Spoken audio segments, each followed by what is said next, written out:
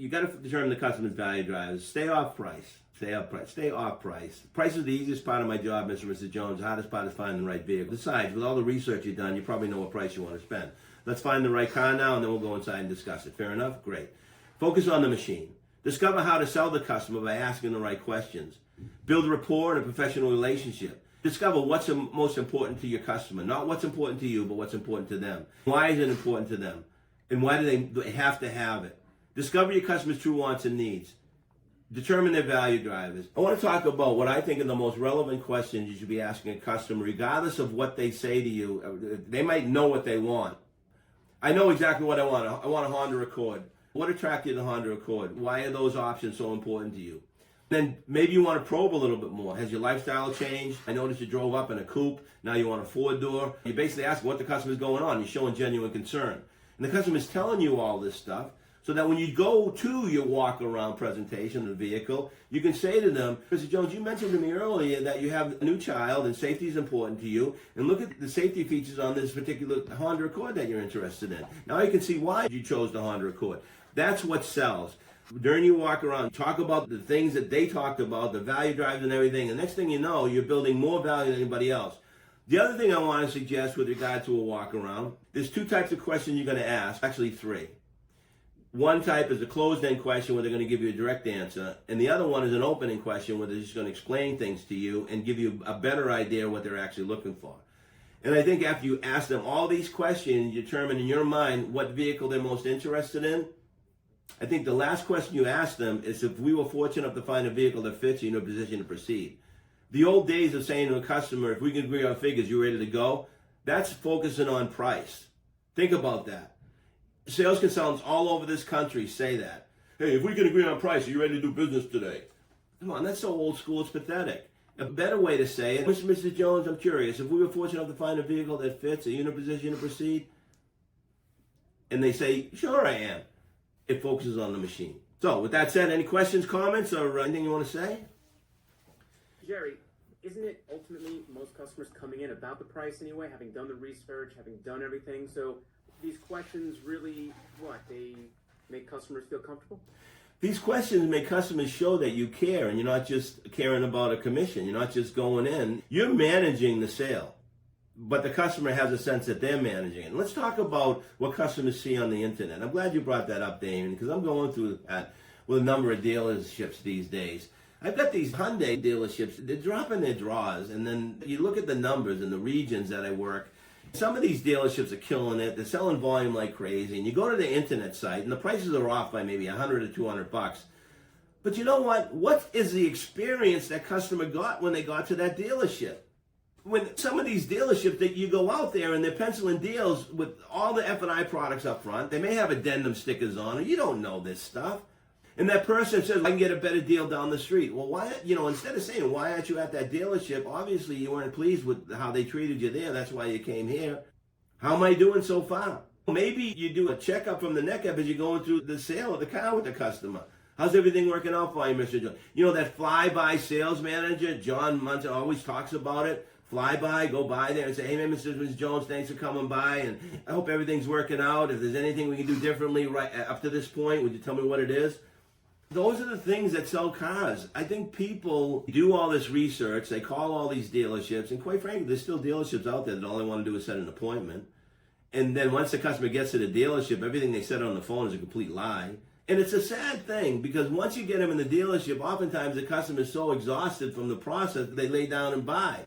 We just got to grab and hold the customer's attention early on. I talk about this, the awareness stage, the discovery stage, the decision stage. But that's the mindset you have to have today. When a customer calls you, you got to distinguish yourself from the rest. You got to be welcoming. You got to have these types of conversations. What research have you done so far? What attracted that particular vehicle? What inspired you to contact our dealership? What do you like about your old car? What do you dislike about your old car? What do you like to see different in the car you buy now? Are you open to lighter, darker cars? These are questions that aren't being asked by anybody. And when you start asking these questions, it's a connection you form with the customer. It's just that simple. And then here's the other thing. How many times does the salesman hold up a set of keys and go, oh, here's your car right here? Never walk out to the car. All right. Here's another mistake people make. They show a car in a showroom, but they never take time to pull the car up of the color that the customer wants. It happened the other day in a dealership I was in. Guy's looking at a Palisade, wants a white one, and they show him a black one, and the guy said, "No, I don't want a Palisade anymore." It's the complete opposite of what the guy wanted. And now he doesn't want it. Now he goes into, maybe a Santa Fe. You just turn people off by not showing them what they want. So bring the vehicle to them. All right? That's what you get paid for. That's why you get big commissions. You go out, you grab the keys, you pull the car up to the showroom. I believe I have a vehicle that has everything that you mentioned. I'll be right back. Hand the keys to the customer. Let them start it. Let them remote start it. Pull everything back. The mirrors all the way back. The seat all the way back. The radio off. The car nice and warm or nice and cool. Get them in the car after you do the walk around. Have them adjust the seat. Show them how to adjust the seat. Get in the driver's side. Drive it a mile down the road. Pull into a shopping plaza. Get the customer to drive. Get the wife to drive. The husband to drive. The teenage kid to drive. Get him back to the dealership. Pat the dog and say, "Go get him, baby." That's how you sell cars, man. That's how I would sell. That's how I sold cars. That's how I became who I am. It's that simple. Ingredients to selecting the right vehicle. Regardless of what the customer wants, they're going to tell you they want this. Don't show them the one with the X model. Show them the model starting at the lowest price and move up, because it's going to be very difficult to move down. I believe we have a vehicle that fits exactly what you want, has everything you mentioned. Let me go get it. I don't know. I think I wanted leather. I got one. I'll be right back. So you always want to have a plan B and a plan C. You know what? I think I want a sunroof. I got it, man. But don't show them that sunroof and the leather first, because they're going to say, "I don't want to pay for a sunroof." And then you're screwed. An approach to selecting the right vehicle, customer needs, respond quickly. This is read, research, respond. Take the time to understand what the customer is looking for in a car. That's the read and research, the lead. You got to respond really quickly, okay? You can't wait 5-10 minutes. You got to personalize the information you give to the customer. And when you do videos, you can get a phone that does high quality video. We do all our videos basically on a phone, and they come out unbelievable. And offer a virtual tour of your dealership and a virtual tour of yourself, and follow up as soon as possible. So we're friends with Russ Flip Whips, and we've done videos with Russ, and I saw a video the other day. He was talking about follow-up, and he sends a video. And if someone doesn't respond to a message he left, he sends the video to the customer through the text message or email and says, "Hey man, I've been trying to get a hold of you. Has something happened? Did someone die? Seriously." He goes, "Did you buy a car somewhere else? You got to change your plans? Contact me. Let me know what's going on." He sends a video. And this guy sells 30, 35 cars a month. He's only in the dealership 2 weeks a month. So he's got to be doing something right. Well, this is the space walk around I was talking about. You determine the customer's value drivers, and if it's safety, you point out all the safety things that they said, performance features, if the guys or gals are a performance freak, how this vehicle, the appearance of this vehicle and why it's built a certain way, the comfort, convenience, right down to cup holders, economy, how well it does. You look at the window sticker and talk about economy and how dependable these vehicles are, J.D. Power, so on and so forth. You want to go around that car and you want to talk about these things. One of the things you want to point out is some of the things that everybody overlooks, like standard equipment. People make fun of me when I walk into a showroom and I go, "Hey guys, you know what crumple zones are?" And sales consultants new to the business, they go, "What's a crumple zone?"